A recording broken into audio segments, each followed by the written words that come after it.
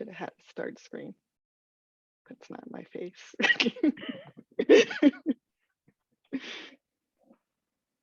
I was just going to ask.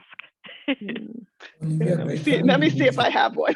Let me check my PowerPoint. Okay, go ahead and share your PowerPoint. I think that'll be perfect.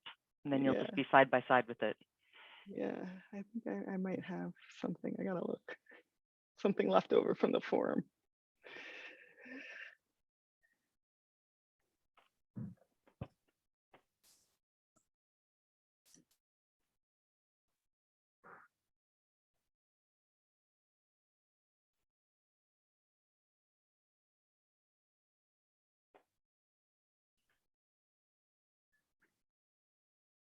Olivia, maybe the recording will be shared to us, right?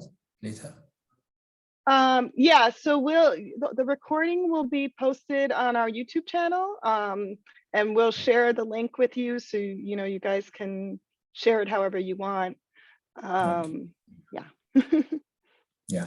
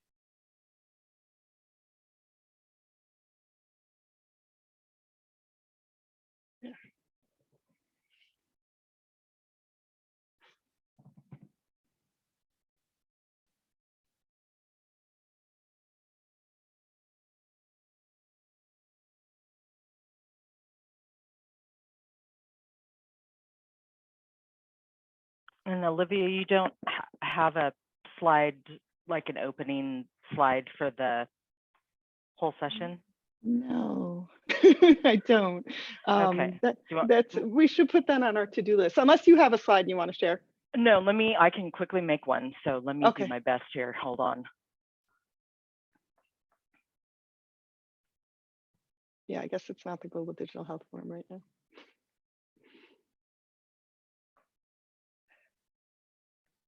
So welcome those of you that are joining. We're going to get started in a couple of minutes.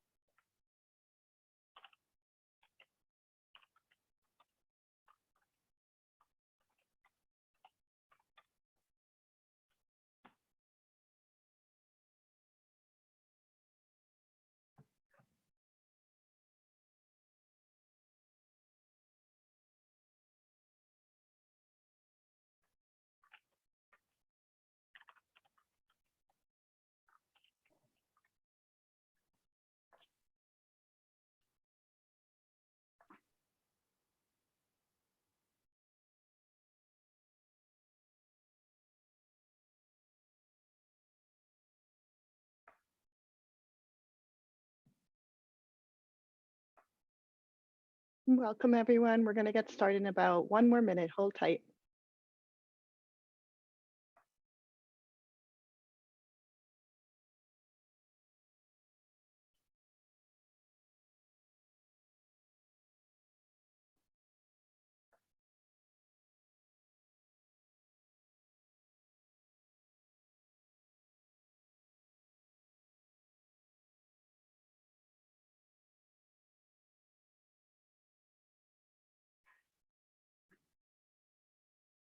Thank you, Carrie. Welcome. If everyone joining, if you want to introduce yourself in the chat, you're welcome to. I want to welcome you to April's monthly meeting on National Digital Health Information Systems, how high the bar and how sweet the impact. My name is Olivia Velez. I'm the co-chair of the Global Health Network. Before we get started, just wanted to share some information for you all. So you can see our website is in the chat. If you are not a member of the network, feel free to sign up. You can join our mailing list and get information about our monthly meetings and about our forum. This year's forum will be held December 5th through 7th in Crystal City, Virginia. In addition, we will also have a virtual option. We're not quite sure how that's going to work yet, but keep an eye out for that. And we're expecting the call for abstracts to go out hopefully by the end of June. So welcome everyone, and I'm gonna pass this on to Abena Thomas.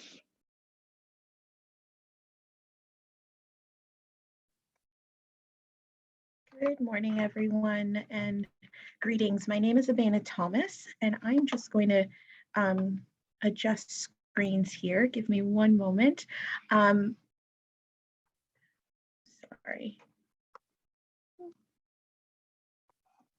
Unfortunately, sorry. Thank you, Olivia, again, and sorry about that. Just the screens were adjusting on me. My name is Abena Thomas, and I am the Monitoring, Evaluation, Accountability, and Learning Lead for World Vision Canada. In today's world of ever-expanding digitalized tools, from remote diagnostics to algorithm-supported referral and telemedicine, there's so much potential to leverage different technology to achieve our goals of universal healthcare. But there's still many challenges, particularly to reach the hardest to reach communities and the most vulnerable. This has only been exacerbated by COVID-19. I'm really excited for today's panel and our discussion, and I hope that we can all learn from our panelists today, and as we unpack some of the opportunities and difficulties in rolling out digital health solutions. But before we get into the meat of our conversation, I just want to introduce our panelists. First, we have Melanie O'Leary, a health technical specialist at World Vision Canada. She most recently managed the Born on Time grant in Ethiopia, where she supported digital health solutions as part of a preterm birth prevention initiative. We have Dr. Mulat Adefris. He is a maternal health SRHR advisor for the past 3 years at the Ministry of Health of Ethiopia, currently working as SRH consultant at WHO country office. His work currently focuses on supporting the Ministry of Health on maternal health, family planning, and implementing national RMNCAYH and nutrition, or N, services, self-care and intervention guideline. Next, we have Antena Kenfe. He is a health information technical specialist, and he has 13 years of experience in design, development, and implementation of electronic health information systems, currently leading the national CHIS development and implementation effort in Ethiopia. We have Belay Hafa. He is a maternal newborn child health technical specialist and last mile mobile health kits focal point person for World Vision Ethiopia. He has over 15 years experience in development and humanitarian work, working with government, international, and local NGOs. Lastly, we have, but not least, we have Tees Kozen. He is a venture leader, Connected Primary Care Solutions at Philips, focusing on development and implementation of digital solutions for strengthening the first layers of healthcare systems. The venture is contributing to the Philips goal of improving 400 million lives annually in underserved communities in 2030. So welcome to all our panelists and welcome to you, our participants. We look forward to learning today and engaging in some very fruitful discussion. For our participants, we invite you to include your questions or comments in the chat box, and we will come back to them during the question and answer period. So let's begin. Melanie, firstly to you, World Vision's recent Born on Time project, you encountered some significant challenges around prevention of preterm birth. Can you provide a brief overview of those challenges and what the opportunities are for digital solutions to help overcome them? Gladly. Thanks, Sabina. So you mentioned Born on Time, the grant that I was recently managing. It was really an exciting initiative, one of the first of its kind to tackle issues related to the prevention of preterm birth. And we really felt like prevention was a critical piece of the puzzle if we are to achieve SDG 3.2 to end preventable deaths of newborns and children under 5 by 2030. So we all know that pregnancy and childbirth are critical windows of opportunity for providing effective interventions to improve maternal health and reduce mortality and disability. While many countries are reporting higher coverages of antenatal care and increasing coverage of facility births, there are still significant gaps in coverage, equity, and quality of care between and within countries. So one critical gap that we faced in our project was meeting the World Health Organization's recommendation for an ultrasound scan before 24 weeks of gestation. This is important for estimating gestational age, a critical piece of information in determining care for babies who are born small. It's also important for improving the detection of fetal anomalies and multiple pregnancies. It's also really key in improving a woman's pregnancy experience. So in short, this early screening is a critical step in being able to identify women with high-risk pregnancies and helping to improve case management for small babies. But access to early ultrasound is just one piece in stratification of pregnancy risk to ensure that pregnant women are put on an appropriate care pathway. Effective antenatal risk stratification requires collecting this key diagnostic data from pregnant women, being able to use this data to accurately predict the risk of adverse birth outcomes, and ultimately translating this into appropriate clinical decision-making. This ability to triage pregnant women can enable tertiary health facilities to focus their constrained resources on high-risk pregnancies, while low-risk pregnancies can be managed at lower levels of care. In our project in Ethiopia, we were finding multiple challenges with effective antenatal risk stratification due to limited health facilities with sufficient ultrasound capacity, large client loads, poor record keeping and data management, poor referral infrastructure, overburdened staff, and in some cases, capacity gaps in the health center staff as well. In wrestling with some of these challenges, we really saw the potential for digital solutions to extend these critical diagnostic services to remote areas, while also improving accurate data collection and clinical decision-making. All this with the aim to improve service provision for pregnant women, specifically to identify and manage high-risk pregnancies. Thinking beyond our specific project, this better measurement of antenatal care services will also improve monitoring coverage and equity gaps in these high impact interventions.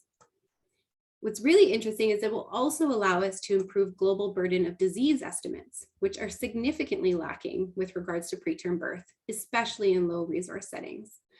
So I know my fellow panelists are going to unpack a lot more around these opportunities and some of the lessons learned from applying digital solutions to overcome these challenges.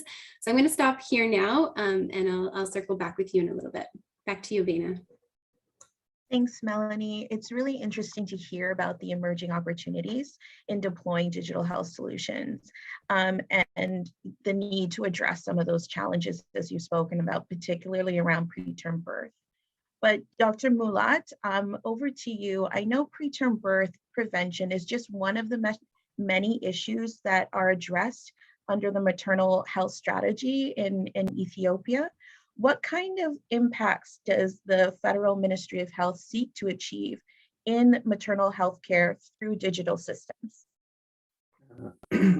Hi, everyone. Thank you so much, Abena, and thank you so much for having me in this global network digital solution monthly meeting.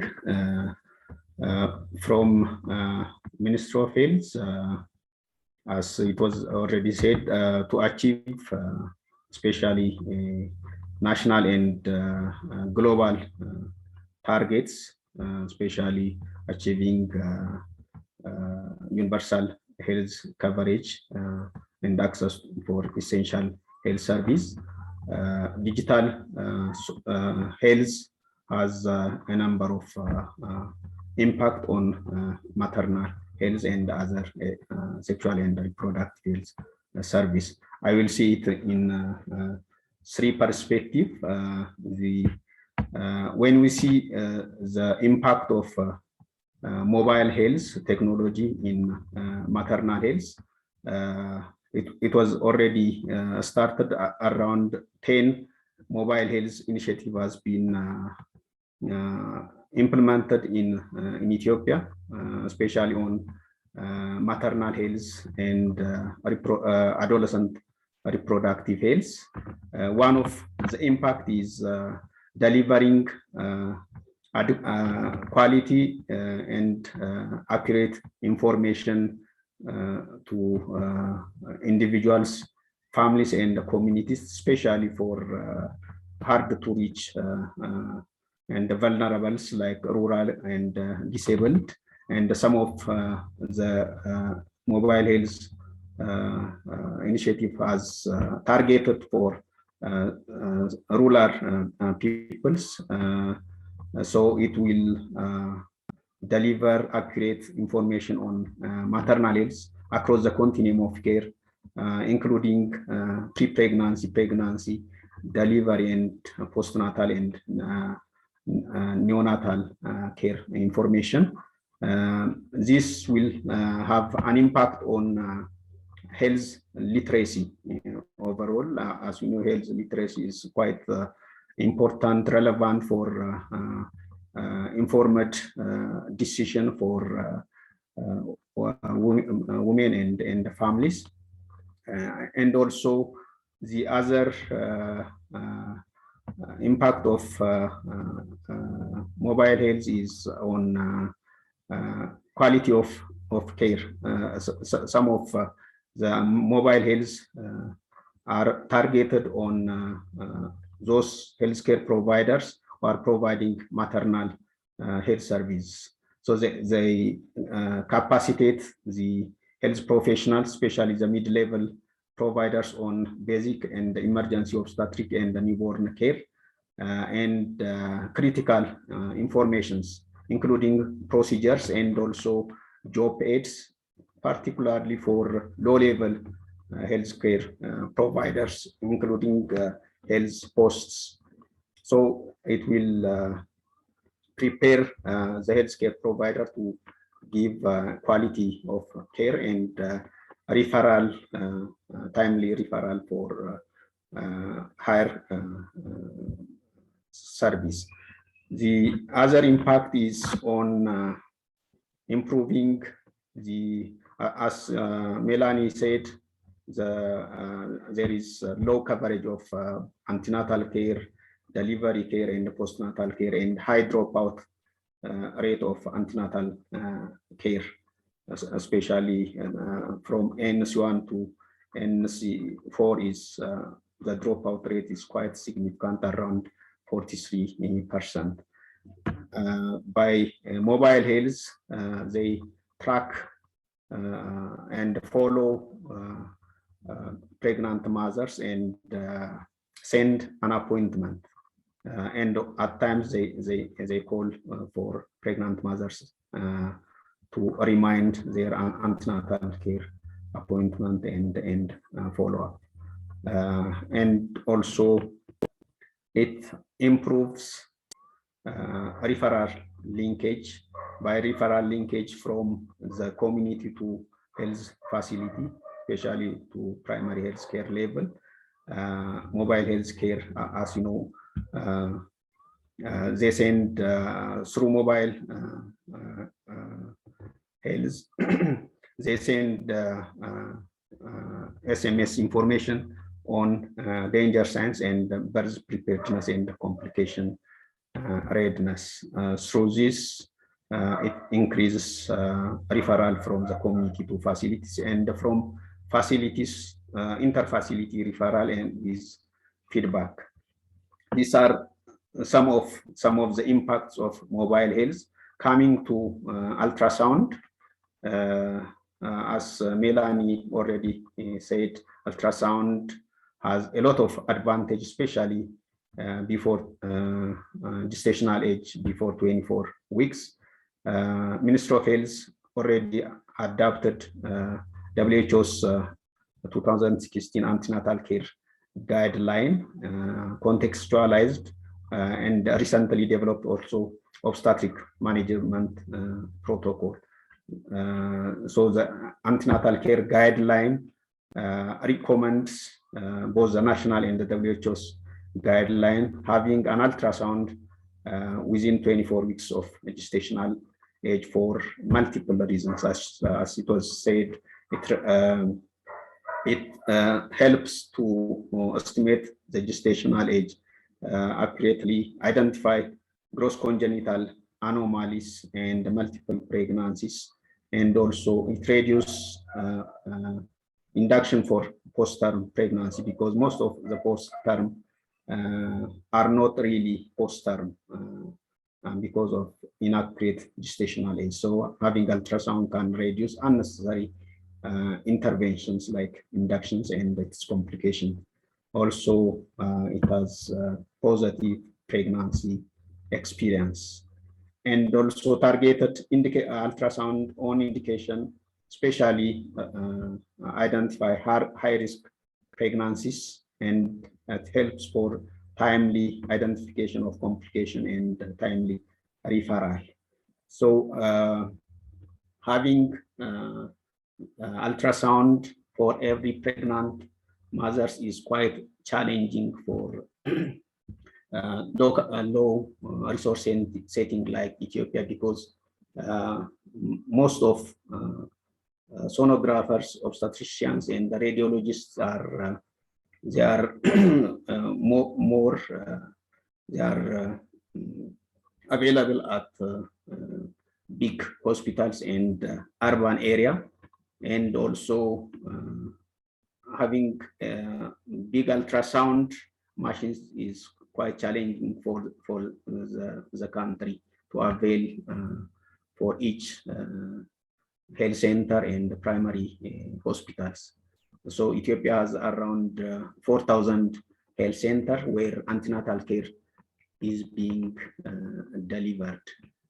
So having this human resource challenge and ultrasonography, so mobile ultrasound is a great opportunity to have it at the remote area like health center with limited training of healthcare, mid-level healthcare providers, like 2 to 3 weeks training with remote support by obstetrician or radiologist, and achieving competency level so they can identify, estimate gestational age, identify complications, obstetric complication, and this has really an impact on pregnancy outcome, especially if improve quality of antenatal care, access to ultrasound, as ultrasound is quite integral part of antenatal care. So it improves the quality of care, and there are evidence also from our country, from Ethiopian perspective. Some studies showed that it has increased the antenatal care coverage, also early initiation of antenatal care because of client satisfaction and so on. And the other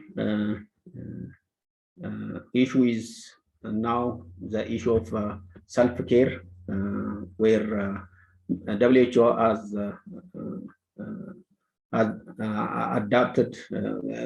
developed guideline on SRH self-care interventions in 2019 because of the COVID. Most countries are adopting self-care intervention as part of an approach where service can be provided in an integrated manner, especially at primary health care setting. So this is a new innovative service delivery modality where there are antenatal care interventions based on the new WHO guideline, where self-care intervention can be either supported by healthcare providers and also by the caregivers and the client by itself.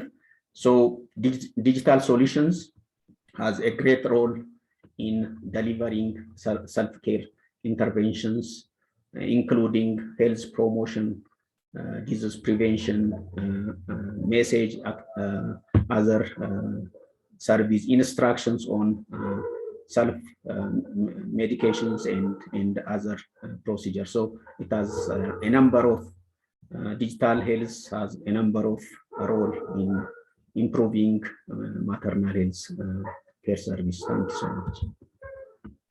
Thank you so much, Dr. Mulad. It's really interesting to hear about the ambitious plans with the Ministry of Health, and also a new space of innovation, as you spoke about with self-care. Let's hear a bit more on the digital health blueprint for Ethiopia with the Federal Ministry of Health.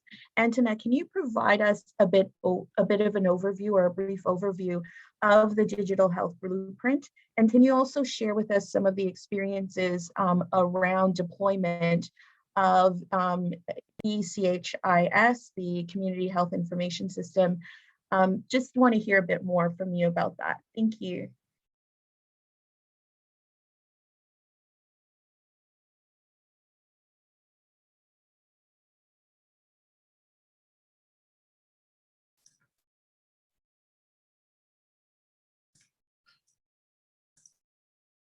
Can you see my screen?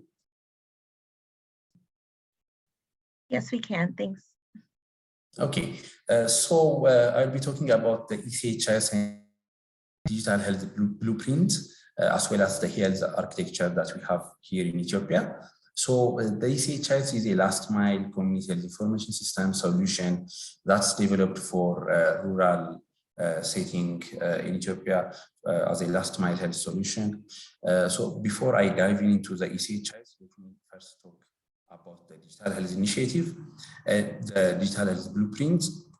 Sorry, so this digital health blueprint is actually a guiding document or a mother document that's meant to guide all digital health activities in this country. So like we can have, for example, like AMR, ECHIS, and other like aggregating point of care, disruptive and diagnostic technologies. So we have this clear guideline to guide all those implementations and developments. These are the priority initiatives of the blueprint document.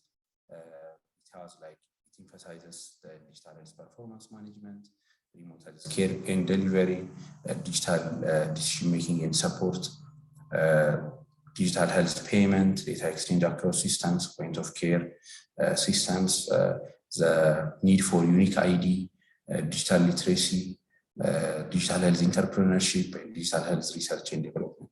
So these are all the areas that we want to address in our digital health interventions. But like it's ongoing and in the process. So we are actually, it has been actually quite like 3-4 years since we started taking the digital health seriously in the Ministry of Health in Ethiopia. So having said that, we also have the Ethiopian health architecture, which puts all of the different applications and digital health solutions into perspective and also outline the data sharing and interaction that needs to happen between those systems. So outlining this is very much important to enable interoperability. as well as to outline like what software applications are already there and what needs to be developed and what features they have and such. So coming to the ECHS is actually a mobile application. It's of mobile applications. We have 3 mobile applications, which helps to enhance the health extension program, working at the community level and supporting the Ethiopian frontline health workers, called the health extension workers, as a job aid in their day-to-day activities. So the goals of the ECHS are reporting and analytics, of course. We want to automate the reporting process, which is currently manual and paper-based. Also, we want to facilitate service delivery of the application, meaning the HEW will be able to provide tailored services to individuals that are registered in the application in her mobile device. And also, we provide job aids so that HEWs can clearly see the different guidelines and other procedures that need to be followed right on their devices. We also intend to facilitate identification, that by providing at least a locally unique ID, not a globally unique, but a unique ID that's local, that's unique to the Warada or to the district. And one of the important things, we intend to facilitate communications through the ECHS. That is through the referral mechanism. Using the ECHS, our health extension workers can refer a patient to the higher level and also accept feedback or referral feedback from the higher level. These are all the programmatic areas and modules that the ECHS touches. It's a comprehensive solution, not just for maternal and child health, but for all like communicable and non-communicable diseases in Ethiopia. So we are going phase by phase in a phase-by-phase approach. We have implemented the maternal family planning and immunizations component along with the family folder. What we call the family folder is just a list of the families and their members. So through that phased approach, we are aiming to cover all programmatic areas and all 3 contexts in Ethiopia. Those are the urban context, the pastoral context, and the rural or agrarian context. So this is the mobile application at work, I can say. Like we have the health center at the top level. We have the health center worker who is actually like a nurse or a midwife. And at the health post level, which is the closest facility to the community, we have the health extension worker, who is a semi-professional healthcare provider who will be assisted by the ECHS through the job aid. And we also have a focal person here at the health center who is responsible for managing the day-to-day activities of the health extension worker here. And all this is automated through the 3 applications in ECHS.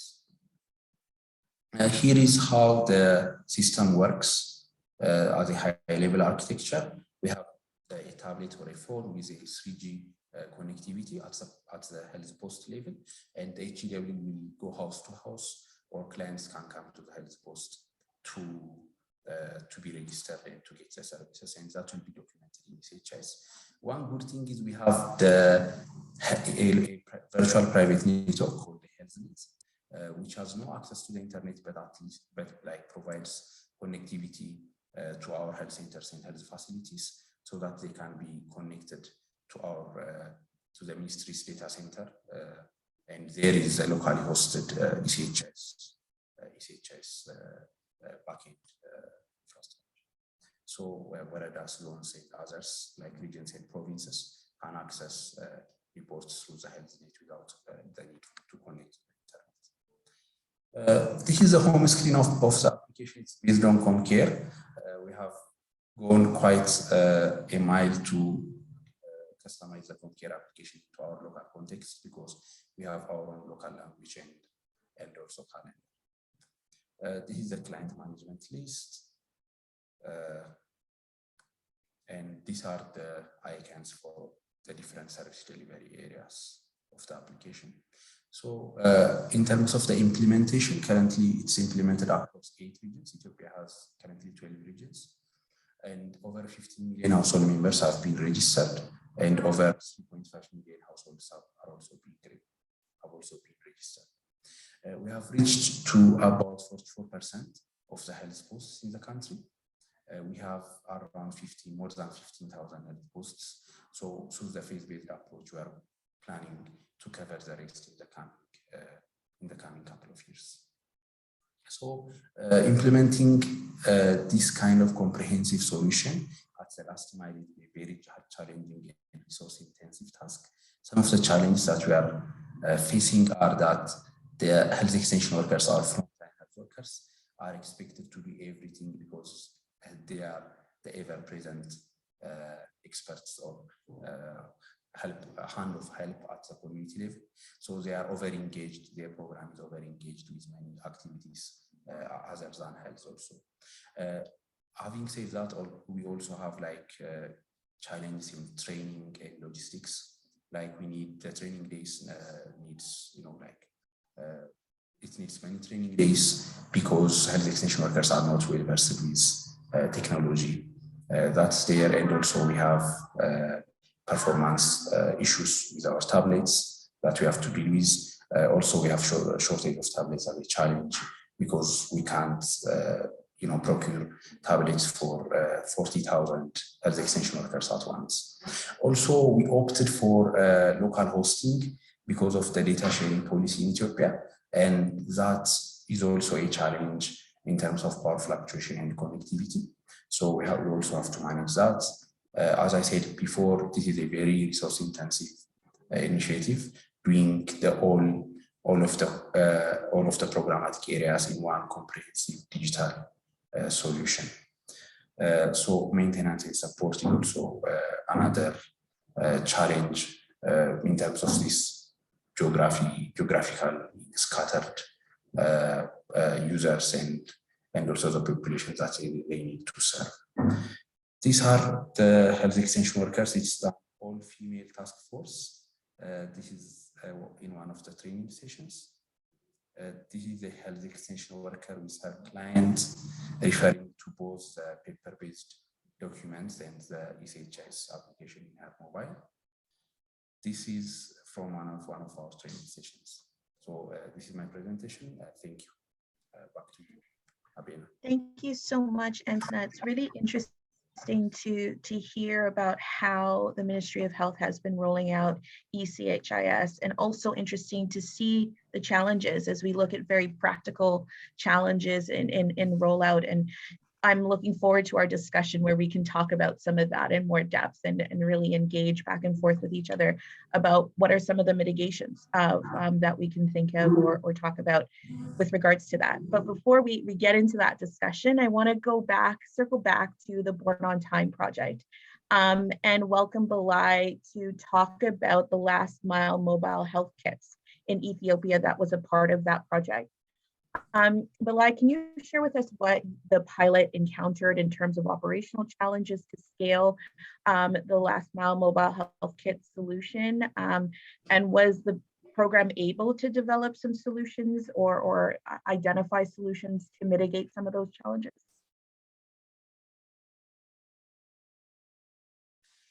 Yes, thank you, Bina. This is Balai from World Vision Ethiopia. Thank you for having me for this wonderful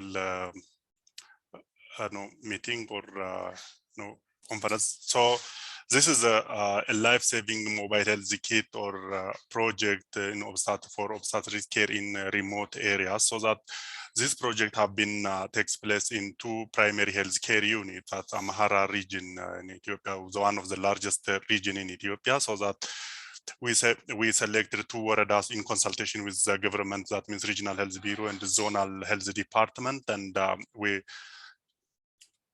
deployed these 2 kits for 2 primary health care units or health centers at Ilmana Densa district, so that this fully equipped technology-based health screening kit have a lot of features like blood pressure, vital signs, vital laboratory parts for antenatal care, for example, like hemoglobin, urine test, and other laboratory features are included under this. So this kit or this having a portable ultrasound have uploaded the copy paste of the Federal Ministry of Health obstetrics protocol, which is antenatal card. The ordinary is a hard copy of antenatal copy. All the data or information on hard copies will be shifted or uploaded for the kits, and the kits is working hand by hand with a set of the hard copy antenatal card. So a dashboard is, have two important IDs. That means the program personnel who can visualize only the aggregated data of the number of antenatal follow-up, risk identified, or number of antenatal care, for example, in number ANC1, 2, 3, 4, or like this. And the important one was the health workers or professionals who can see both the aggregated data as well as the important history of the clients. That means the mothers or the pregnant mothers. All history of the mothers will be visualized or accessed by health workers for confidentiality purpose, because it is only health workers who can see that one. And it was connected with all level of healthcare. That means this was connected with one of a district health hospital, which is found at a date or the catchment of the primary health care unit. And again, it was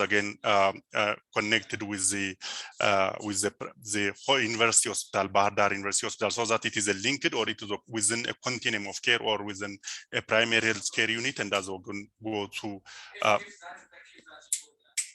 And again, this is a dashboard this is for your information, so that the dashboard, when we open the screen have this type of, for example, there is a history portion where we take the history of the mothers and the screening if there is any laboratorical or any screening issues, for example, risk or other types, and progress, personal diagnosis, laboratory and management and weight. And this will be, for example, will be used, for example, if you see the portion that shows them the follow-up and new options, so that follow-up one can be again accessed directly by having her phone number, her photo, or her names, and so that the health workers can immediately can get the information and start the follow-up, and the information will be takes place that.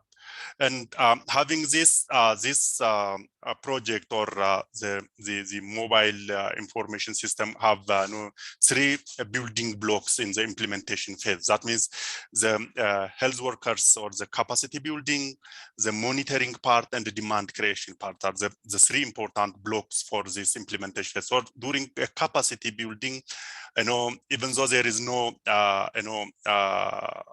the curriculum or a training well-noted training guideline, we are worked with health workers or obstetricians and emergency surgeons, developed a sort of training manual, like having history of a patient, or how to take an history, how to take or how to manage, how to counsel, and this will be included under that, so that the training will be given for a midwives. And again, after having a training for a midwives, again, the joint planning have been takes place. Regarding the monitoring, again, during after capacity building, we then in the demand creation. World Vision have its own, World Vision as well as government of Ethiopia have its own information, or that means demand creation approach. That means there is a woman development armies, or the women engagement, there is male engagement, religious leaders, pregnant mothers conference, and there are a lot of approaches or modalities that we create and demand or community mobilization, so that as there is the access for the portable ultrasound there at the selected health centers. That means at Debre Mawi and Goshiye health centers. Then after that, during our monitoring, we learned that primarily we selected people from a primary hospital, that means a district hospital, who are emergency obstetricians, to manage this,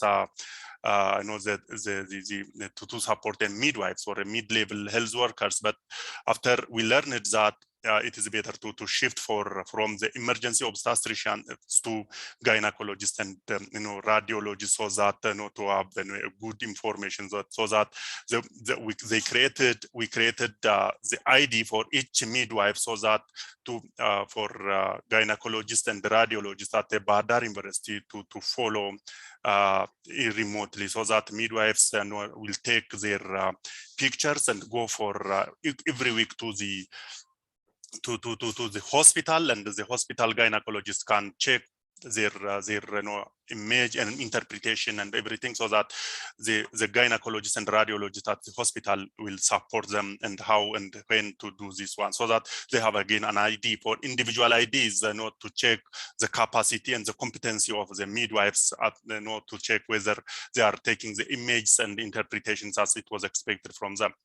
Having this, there is a benefit and impact of this was enables the health worker to diagnose and manage a range of this diagnosing and factor on site, on site, hence greater satisfaction by health. There is a greater satisfaction, for most of Ethiopian mothers, remote mothers, it is the first time to have the ultrasound monitoring, so that they feel a satisfaction.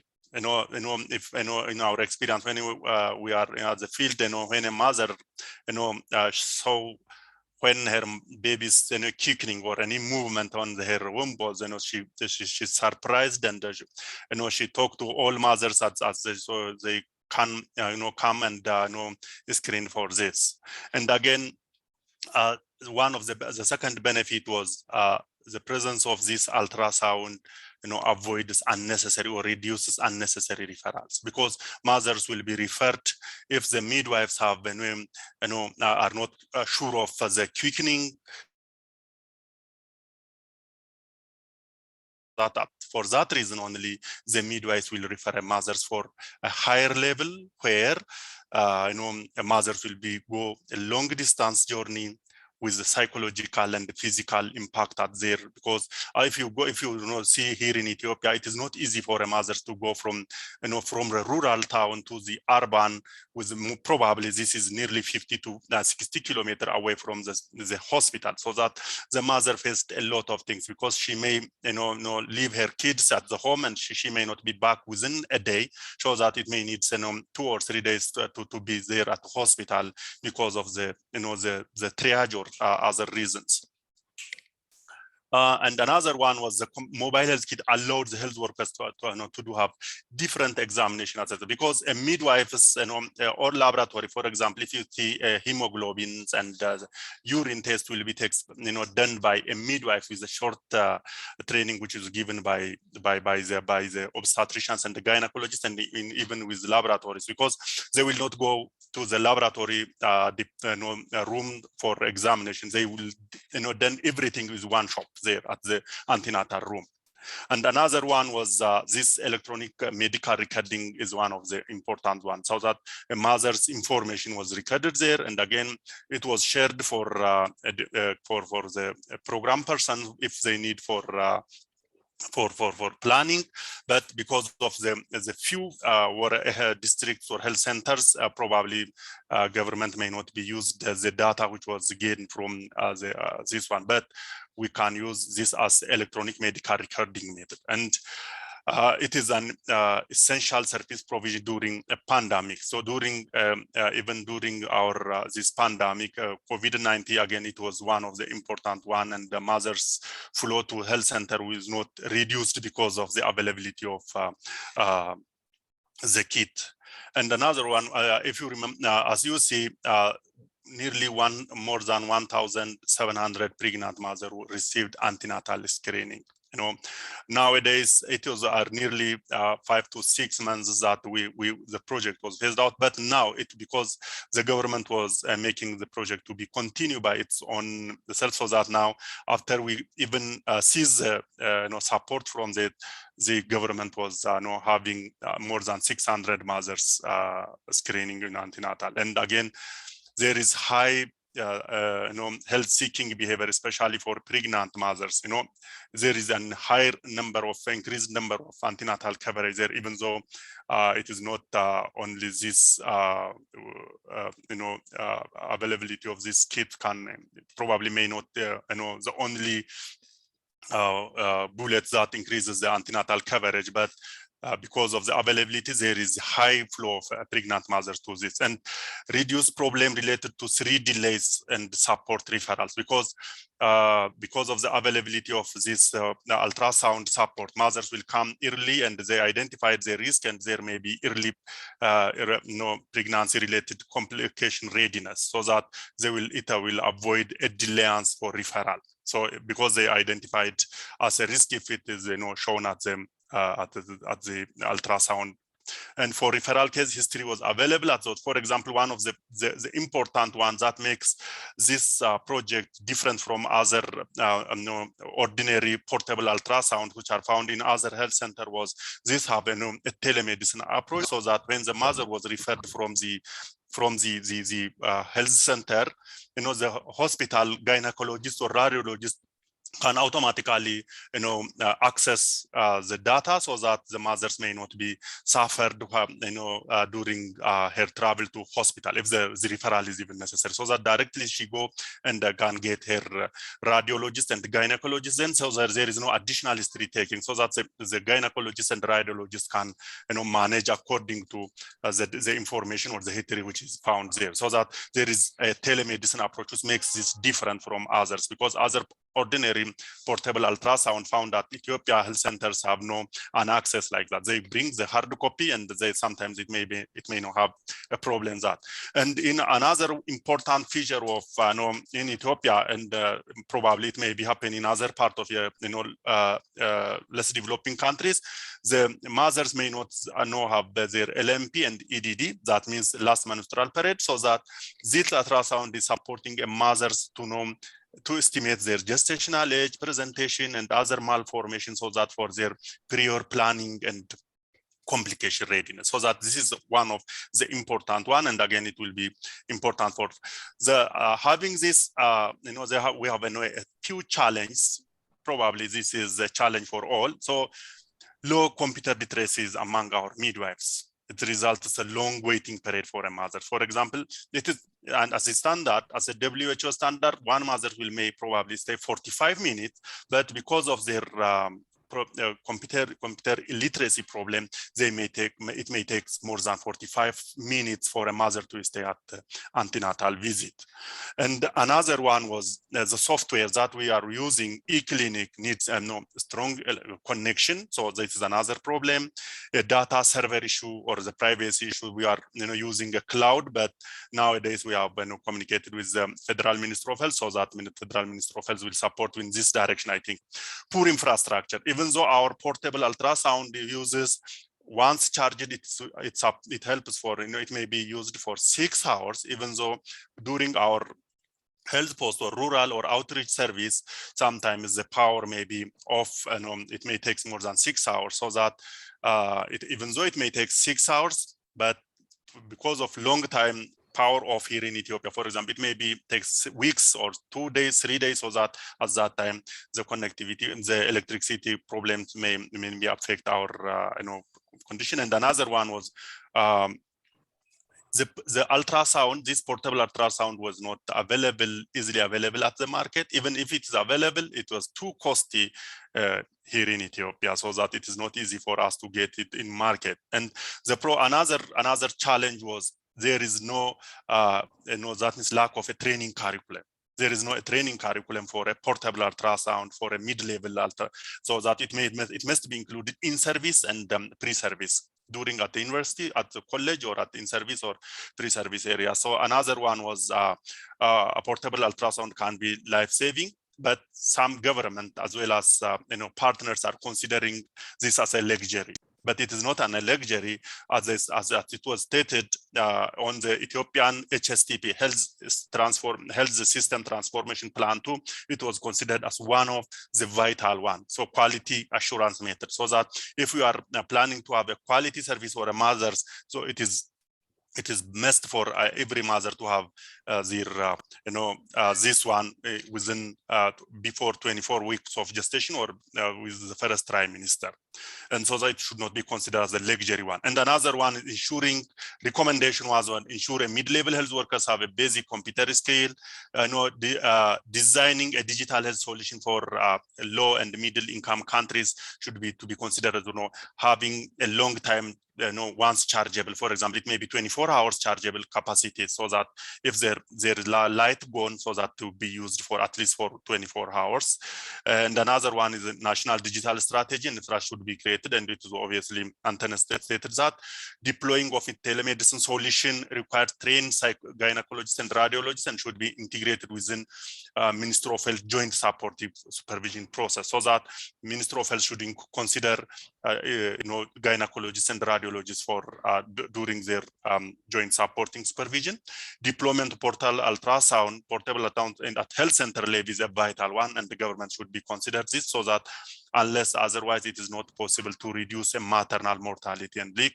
And as it was considered at WHO or WHO, antenatal guideline recommendation first trimester ultrasound, it is obviously known. So thank you. This is all what I have. Thank you, Abeni. Thank you so much, Bilal. It's really interesting to hear about the solution and the potential as well as the challenges. I think that's the recurring theme that we're seeing, and we'll be able to discuss a bit more going forward. We also wanted to hear from Tees with an example from Kenya. Tees, I know that Philips has experience in Kenya. Can you give an example of a digital solution at scale that Philips has developed to improve access to care for underserved communities? And also, can you speak a little bit about what are some of the barriers that you have to overcome when implementing digital solutions in developing contexts? Sure, and thank you, Abina, and thanks to World Vision and to the Global Digital Health Network for the opportunity to contribute to this important discussion, because I think health is going digital. And I think that especially in low resource settings, there's an enormous opportunity to improve healthcare through the use of digital solutions. And that's also why, as one of the large global health tech companies, Philips is investing heavily in developing digital health solutions. So what I would like to do today is briefly present to you one of our solutions that was specifically developed for mother and child care in, as we call it, low resource settings. It's called MOM, which stands for Mobile Obstetric Monitoring. And what it essentially does is it has three main aims that it's trying to serve. One is it extends the care to home. So through the MOM system, mothers can have access to educational information about their pregnancy, but also to certain tools, for instance, a kick counter during their pregnancy, or tools to track the development of their child post-delivery. So because we think it's really important that the mother engages in the journey herself. Then second, through the MOM system, we try to support standardization of care. I think a lot of participants in this seminar will know that in a lot of cases, clinical protocols are not always adhered to. So through the MOM system, health workers get clear guidance on what to do when in every stage of the process that the mother and after birth the baby is going through. Also important is the clinical decision support system that is built into MOM. So based on patient information that is entered, the system will automatically calculate the clinical risk score. And if the risk score is low, it's probably going to be a normal delivery that can take place in a primary healthcare facility. But in case the risk is high, the mother probably should deliver in a hospital because she may need a cesarean section. So in that way, we try to improve the quality of care and make sure that every mother gets the care that she needs. Third is through the MOM system, different healthcare providers can work together. So it's a collaboration tool. So the same tool is used by the mother, by the community health worker, by the primary care facility, and ultimately by the hospital if the mother needs to be referred to a hospital. So by having one central database with information, all those different health workers at the different levels of healthcare can access the same information about the patient and the patient history in order to provide the necessary care. Through the system, patients can also be referred up the chain when needed. There's telehealth, so a doctor in a hospital can review patient information for a patient that is maybe in a primary care facility or even at home. And very important, ultrasound was mentioned by several other speakers before me. So MOM is fully integrated with ultrasound so that when you do an ultrasound scan, it automatically flows into the MOM system so that all users of the MOM system can see the ultrasound images that were taken.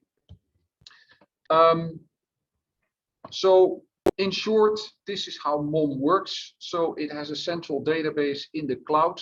It has 3 applications. Let me start on the right. The Caregiver App, that's an application for people working in health facilities, in a hospital or in a primary care facility. They have full access to the system. They can register patients. They can register patient data, vital signs, pregnancy data. They can look at the clinical decision support score or even override it if they don't agree with it. They can refer, etc. And this is also where the integration with the ultrasound takes place. Then the Community Health Worker app, that's an app that runs on an Android phone. It's like a scaled down version of the Caregiver app, so it has the more essential functionality that is needed for a community health worker. And then last but not least, the Patient app, also running on an Android phone that the patient can use to track her pregnancy. So that's how MOM works in a nutshell.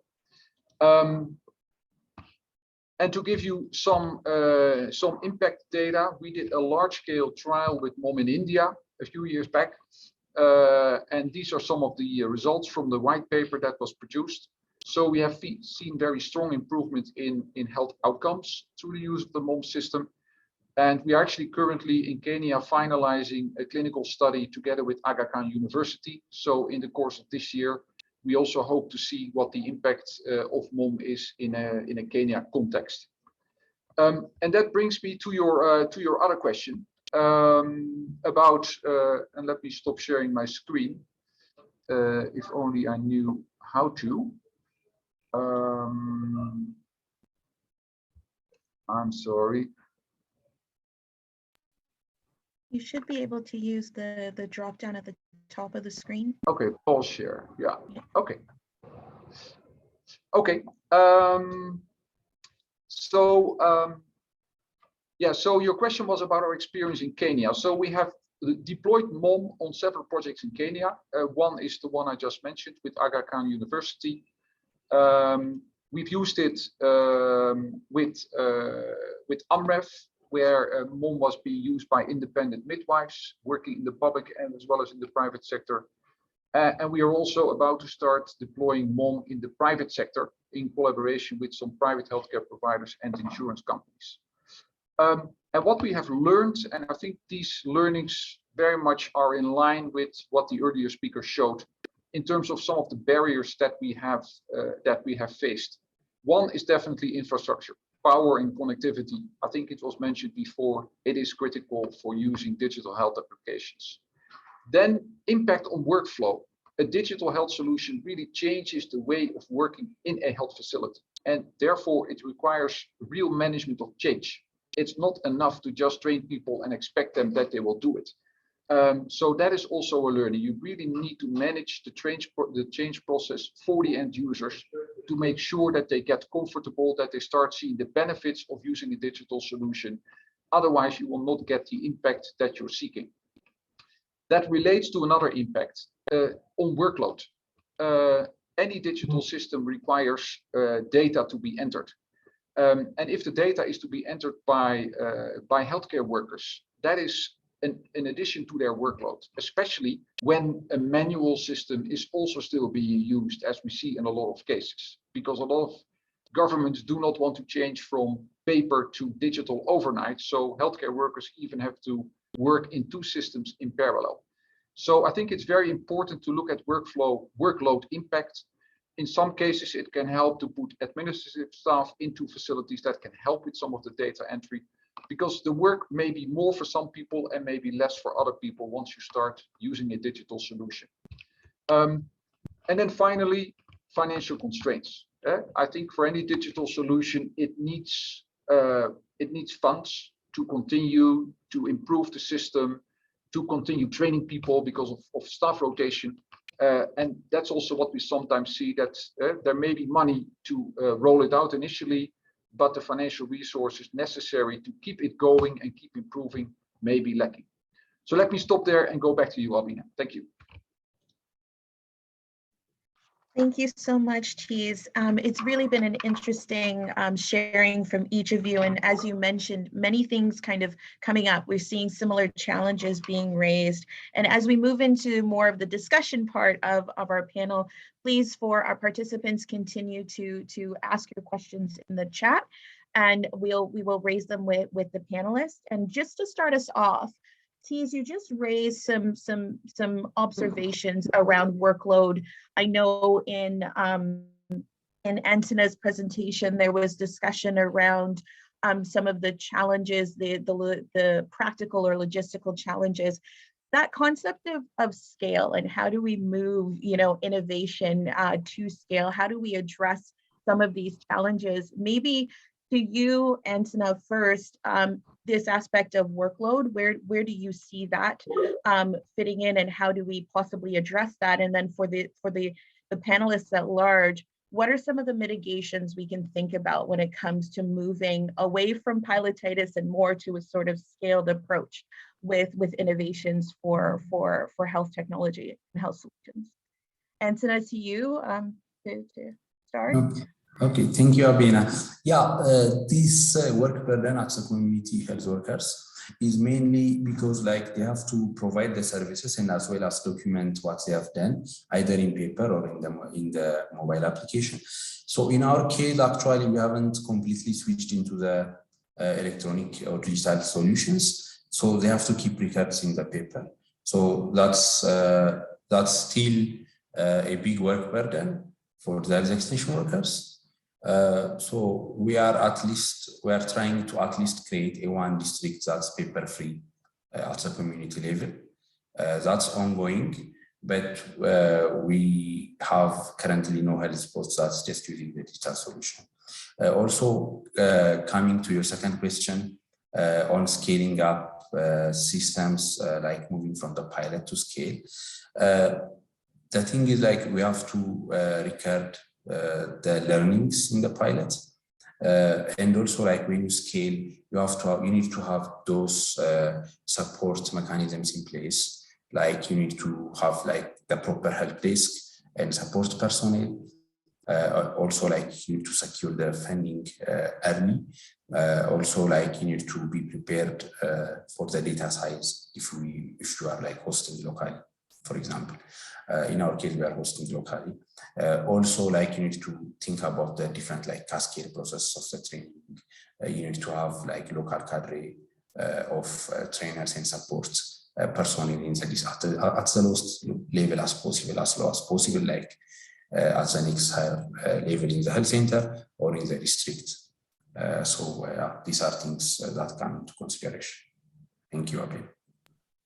Can I jump in, Abina? Go ahead, Melanie. I just wanted to jump on the issue of funding that Antena brought up. It's such a challenge, going from the pilot to, economy of scale and finding sustainable, creative revenue generation or consistent funding for some of the projects. But I just wanted to highlight, I think, something that Balai said around, we struggled with the Born on Time project because it was funded within a time-bound grant.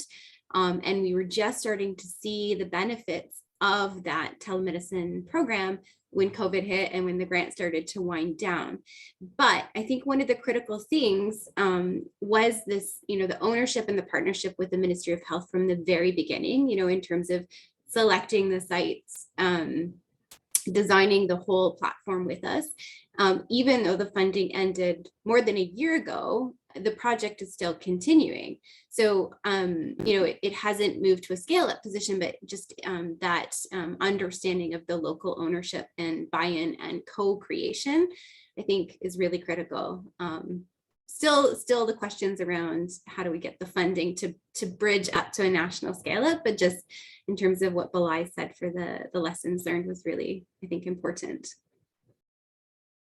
Interesting. Thanks, Melanie. Tees, to you, Philips has shared some really cutting edge end-to-end digital health solutions, but there are also other companies that are building solutions as well. Can you speak a bit about the possibility for countries to interchange system components from different suppliers? What are the ramifications for strategic planning or investment when you think about there's multiple different solutions, that aspect of interoperability, that mix and match sort of approach? Can you talk a little bit about that? Yeah, sure. Thank you.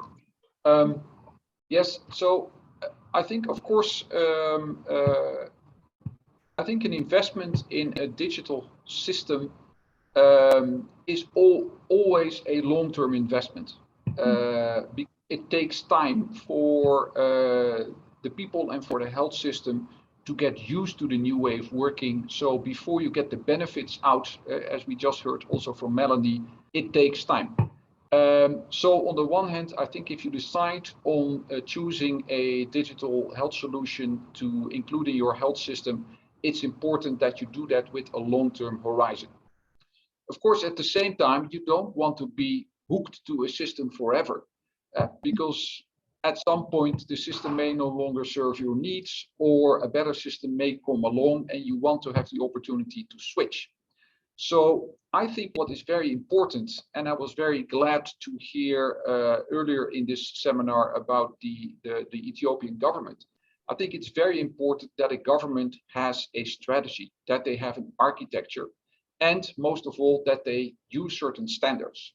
Because I think once you adhere to certain standards, at least technically, it should not be too difficult to switch from one application to another. Yes, there is going to be impact for the users because they have to get used to a different system from the one they were used to. But technically, in terms of interconnectivity and interoperability, I think that is pretty doable as long as the systems that you use adhere to these standards. And some of you have probably heard about the Open HIE standard, which I think is the most common standard to be used.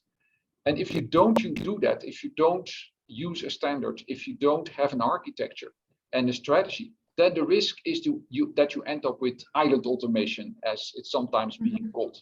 You find little pockets of digital systems in different parts of your healthcare system, but they don't talk to each other. They cannot exchange data. Now, you may think that is a challenge in low resource countries, but I can tell you that in mature markets, in the US, in Europe, that is equally big a challenge.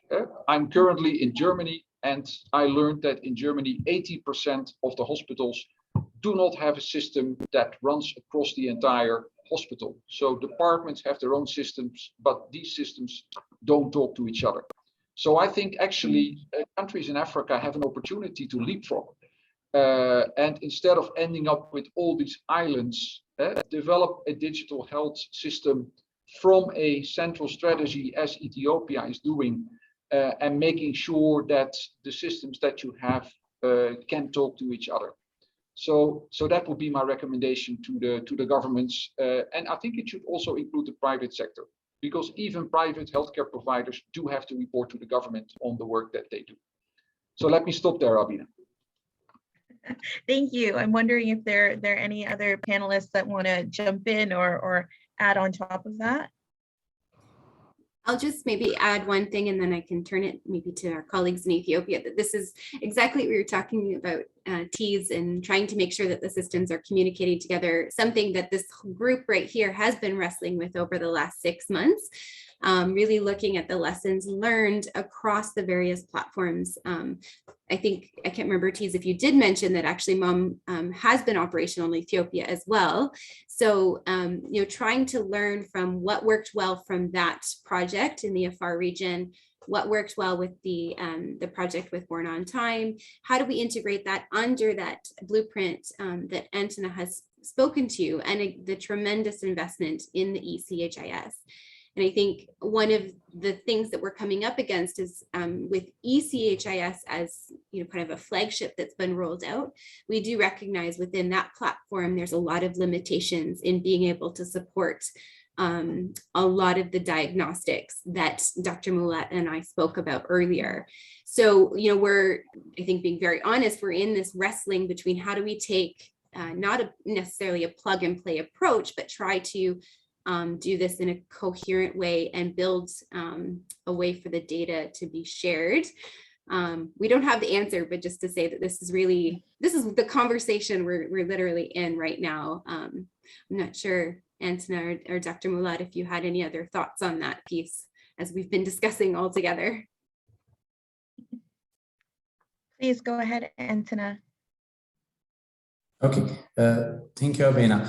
Yeah, currently in Ethiopia, as I said before, we have the e-health architecture, which is actually using the OpenHIM, one of the products of OpenHI that Tis was mentioning. So through that, we have outlined different software applications like shared services, for example, that has the master facility registry, which should be common across all systems. And ECHI is also referring to that. Also, we have other interoperability standards for data communication. So in terms of technically interoperable, what we have, these diagnostic interventions or applications in the routine community health information system, what we have is enough in terms of the architecture and the settings or the standards. But coming to the implementation, it has to be done in a way that it facilitates the job of the frontline health workers. Like, she doesn't need to enter data twice into places, and also she doesn't need to be trained twice for two different systems. So what the challenge is also in the implementation, not just in the technological interoperability. That's what I wanted to highlight. Thank you, Abhi. Thank you, all of you. It's really interesting conversation. And as Melanie said, it's ongoing. So this panel is really kind of wrestling with these issues right now. Dr. Mulat, there was a couple of participants that had some more questions around self-care and unpacking what it is and how can digital solutions really support self-care. Do you mind sharing a bit more about that, digitally enabled self-care? Thank you so much for the question. I think this is a new approach, service modality, where a number of health can be provided in a self-care approach. And it is quite promising with a number of evidences across the continuum of care and across the life course.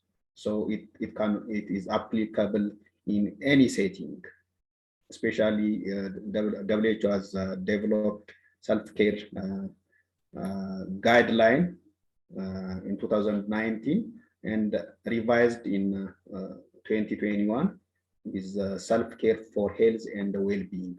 So it has a number of health aspects, including maternal health, adolescent, non-communicable, communicable disease. So a number of countries are adopting WHO guideline, and Ethiopia also adopted contextualized self-care intervention guideline, and it's almost finalized, and it will be being implemented. So by self-care means it include a number of interventions like health products. It can be provided either with or without the support of health care provider in health facility or outside the health facility. It can be at home or any, and also digital health is one of an option for provision of self-care. So I think this is a good opportunity And in Ethiopian guidelines, self-care, digital health is also included as one approach for self-care interventions. Like for pregnant mothers, it can be health promotion, message, improving health literacy, and managing minor complaints during pregnancy, like back pain, leg pain, leg edema, varicose pain, and other issues, including key antenatal care interventions, including nutritional intervention can be provided with digital health. Also counseling and other issues can be provided with available digital health, but which including the type of drug. There are also online symptom checking the symptom diagnosing with digital health. So it needs digital literacy and so on. It has its own challenge. Managing how to take drugs, how often, how to identify side effects, and how to manage the side effects, and when to seek care. So these are some of the issues, but it needs a collaboration with clinical experts and digital health experts, and also we need to see what is really feasible in our country, looking at the experience of other countries. So I think this is an area where we can work together. Look, this is a great opportunity in country, and I think as already stated, we have digital health strategy, and innovation is one of the priority agenda in health sector transformation plan of the recently revised health sector transformation plan. So I think this is just, I don't have any experience, so this is open for us to discuss which one is really feasible or cost effective and feasible for low income setting like Ethiopia. Thank you so much. Thank you, Dr. Mulat. Melanie, did you want to add? Yeah, I did. Thank you for that explanation, Dr. Mulat. It is again another thing that we have been wrestling as a group around how to do this, because I think the vision for women to be more in control of their pregnancy journey, rather than just being passive recipients of care and having decisions made for them, is just such a great aspiration for all women. But certainly there's challenges around the technology and the technology literacy and literacy just itself. So one of the things I know we've discussed in Ethiopia, as an interim solution, is whether or not we could look at something like equipping the Health Development Army or the health volunteers who have a little bit more literacy with, maybe an extension of the ECHIS platform to be able to do some of that self-care monitoring, to look for some of those signs and symptoms that you've mentioned. I think I'm curious to know your thoughts around that as a bridge. And then I know Philips does have a patient monitoring app, which curious to hear again after Dr. Mulat teased your perspective on how feasible that is to use in a low literacy setting. So maybe Dr. Mulat, I don't know if you have a reaction to this opportunity to work with the Health Development Army in Ethiopia for that self-care part. Thank you. I think self-care, there are a place where self-care can be provided at facility level, at community level, health extension workers at health posts, at community. So it will be implemented in a phased approach. We learn on the implementation, and gradually we will introduce digital solution, digital. So I think it needs more work, identify some of the opportunities, sit down, look at evidence, which one is feasible, cost effective. I think it needs some kind of consultation series of decision. So I think, as you said, this is one area where digital health can work at that level. Thank you. Yeah, maybe to add to Dr. Mullat's words about our experience, Melanie. Yeah, so as I explained, MOM includes a patient app, and our experience with deploying that patient app in a rural setting so far has been difficult for a number of reasons. One is literacy. Although we've made the app pictorial, there is still a certain level of literacy required. So that's a barrier. Infrastructure, of course, you need a smartphone to run the app, which some of the target group women do not have. You need an internet connection for it to work. So those are some of the barriers.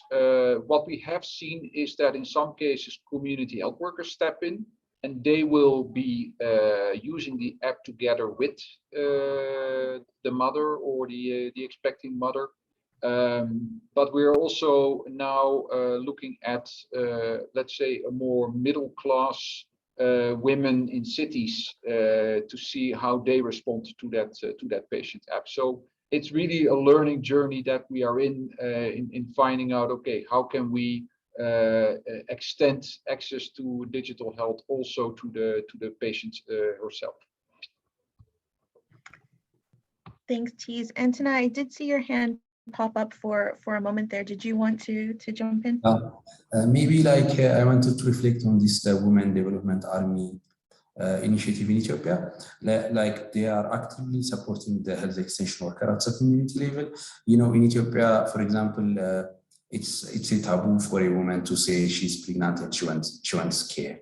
Like the Women Development Army will find out who is pregnant in the community, and then they will encourage her to go to the facility or the health post for a visit. So in that case, if we can implement a digital health solution, taking this the Women Development Army into consideration, yeah, that's also one area that would be a big win, I think. Thank you, Antena. And I'm looking at the time. I just want to say thank you to all of our panelists. I think this is definitely an ongoing conversation. Definitely, as I believe it was Dr. Mullat who said, there needs to be multiple actors involved. And so even on this panel, we have actors from different spheres that are collaborating, thinking, and wrestling with how do we move forward to better reach the most vulnerable, to better reach moms with universal health care. So thank you so much, everyone. And I would like to hand it back to Olivia. Thank you, panelists. I want to reiterate the thanks to all the panelists and also to the World Vision team who helped bring this together and get it all started. So happy that we were able to have this panel this month. It was really informative. So once we have all the slides and the recording, it will be posted on our website and our YouTube channel. So, you know, we look forward to being able to share this broadly and widely. It was a really great event and really informative. If you're not a member of our network, please use the link that's up on the screen to sign up. And just finally, for anybody who missed it at the beginning of the webinar, the Global Digital Health Forum this year will be December 5th through the 7th. I hope you can still see me. And it will be both in person and virtual. So we're having a hybrid conference this year. So thank you, everyone, and have a great day.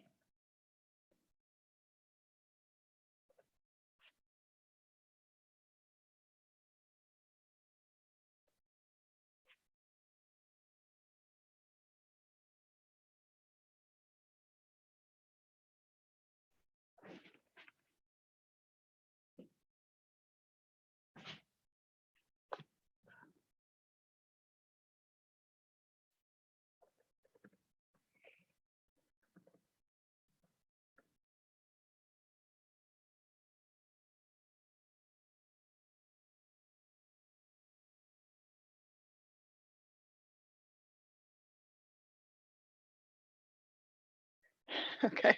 I don't know if you were able to see me. I had my screen disconnected, but the meeting's over. So thanks, everyone. Take care. Yeah, we can see you. Okay. I was like, I don't know what's happening. Thanks. Bye, all. Bye.